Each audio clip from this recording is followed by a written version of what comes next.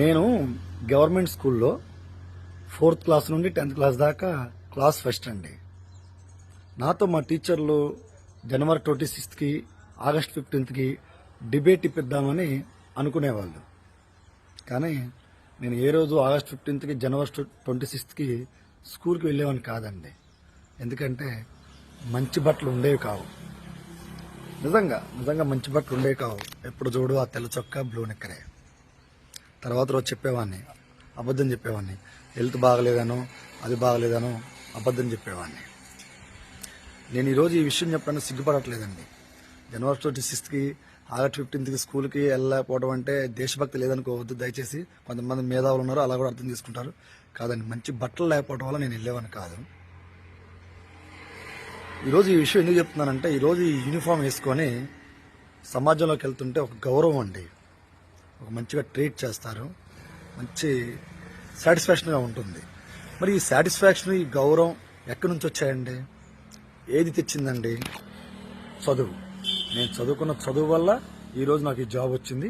ఈ జాబ్ రావటం వల్ల నాకు ఆ గౌరవం, సాటిస్ఫాక్షన్ వచ్చింది.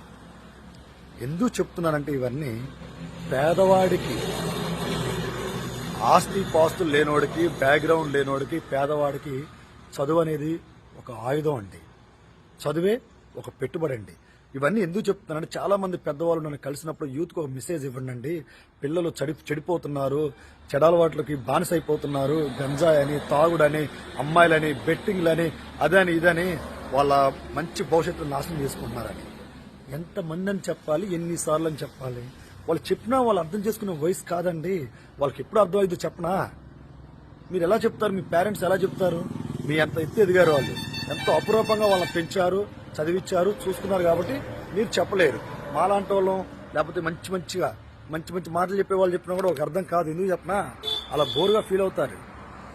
ఎప్పుడు అర్థమైందంటే వాళ్ళకి, ఆడింటి పక్కనోడో, ఎదురింటోడో, లేకపోతే వాళ్ళల్లే ఒకడో మంచిగా చదువుకునే, ఎవడైనా ఒక్కడైనా మంచిగా చదువుకొని మంచి జాబ్ సంపాదించుకొని మంచి అమ్మాయిని పెళ్లి చేసుకుని ఫంక్షన్కి పిలుస్తాడు చూసారా, పెళ్లికి పిలుస్తాడు చూసారా, అప్పుడు తెలుస్తుంది.